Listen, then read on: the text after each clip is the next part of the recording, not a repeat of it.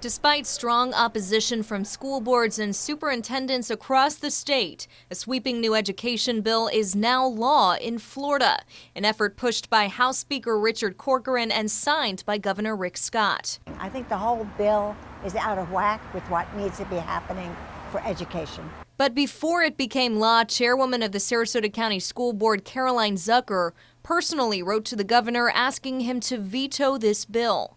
The lengthy law calls for things like mandatory recess and additional teacher bonuses. But the provision that drew the most opposition, a call for districts to share millions of local taxpayer dollars with private charter schools.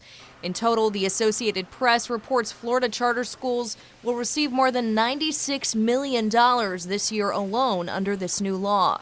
Last week, the Broward County School Board voted to sue over the measure, saying the new law is unconstitutional. They're not giving us enough money for us to be able to keep up with the rising costs. They're not. As Florida's population booms, Zucker says building new schools is imperative.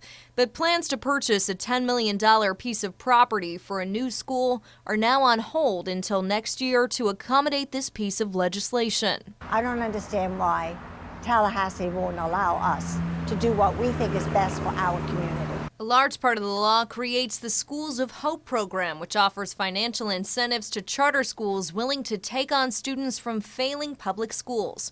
It's a program proponents say would mean a big jump in educational opportunities for thousands of Florida students, specifically those living in low-income neighborhoods. I think the charter schools are a good thing.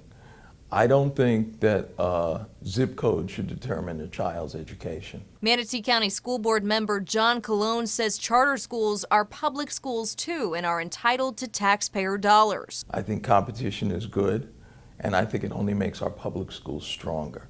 But Zucker says this new law clearly prioritizes charter schools over public education. I think the ultimate is to eliminate public education as we know it today.